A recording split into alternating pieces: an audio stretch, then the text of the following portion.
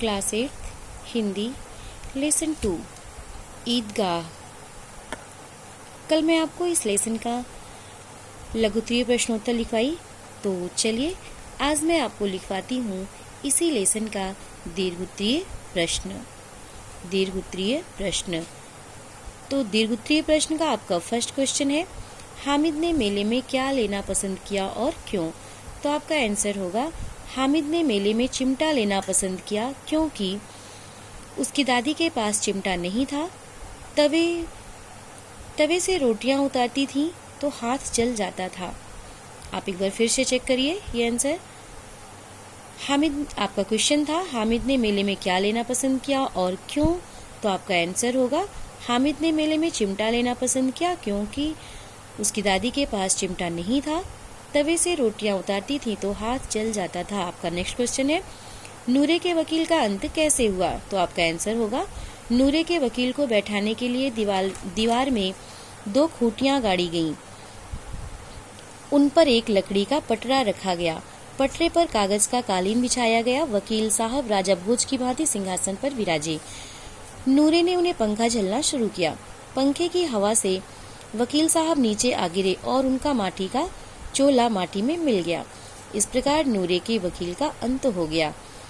Next question है आपका, बुढ़िया का क्रोध स्नेह में कैसे बदल गया?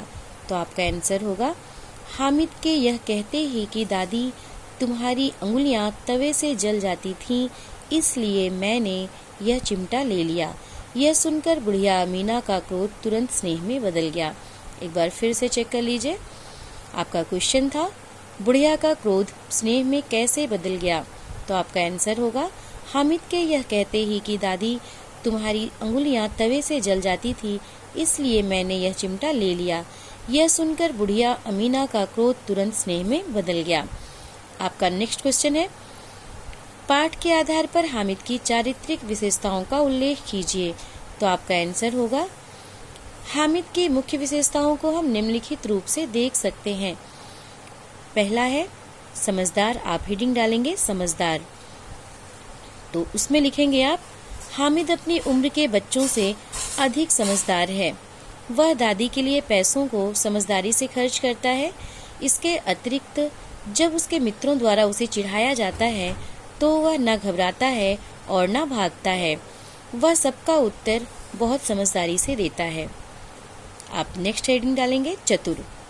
दूसरी हेडिंग रहेगी आपकी चतुर, तो इसमें लिखेंगे आप, हामिद चतुर बच्चा है। वह अपनी कमी को चतुराई पूर्ण बातों से ढक देता है। उसके पास अपने अन्य मित्रों के समान पैसा नहीं है, अतः जब वे खिलौने खरीदते हैं और मिठाई खाते हैं तो वह उनके अवगुण बताकर स्वयं को बचा लेता है। एक बार फिर से चेक करिए। सेकंड हेडिंग डालेंगे आप चतुर, तो उसमें लिखेंगे, हामिद चतुर बच्चा है। वह अपनी कमी को चतुराई पूर्ण बातों से ढक देता है।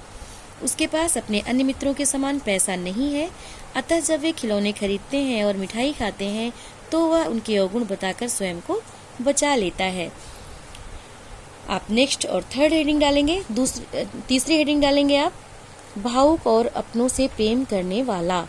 तो आप इसमें लिखेंगे, हामिद भावुक और अपनों से प्रेम करने वाला है। वह अपनी दादी की सुविधा के लिए चिमटा खरीदता है। यह उसकी भावुकता और प्रेम का प्रमाण है। एक बार फिर से देखिए, आपकी तीसरी हेडिंग होगी, भावुक और अपनों से प्रेम करने वाला। तो आप उसमें लिखेंगे, हामिद भावुक और अपनों से प्रेम करने वाला है। वह अपनी दादी की सुविधा के लिए चिमटा खरीदता है। यह उसकी भावुकता और प्रेम का प्रमाण है। तो ये था आपका ईदगाह लेसन का दीर्घोत्तरीय प्रश्नोत्तर। तो आज बस इतना ही। आगे कल आपका आज का होमवर्क है यही ईदगाह लेसन का यही दीर्घोत्तरीय प्रश्नोत्तर। आप इसको अपनी कॉपी में लिखेंगे और इसको याद भी करेंगे। Thank you.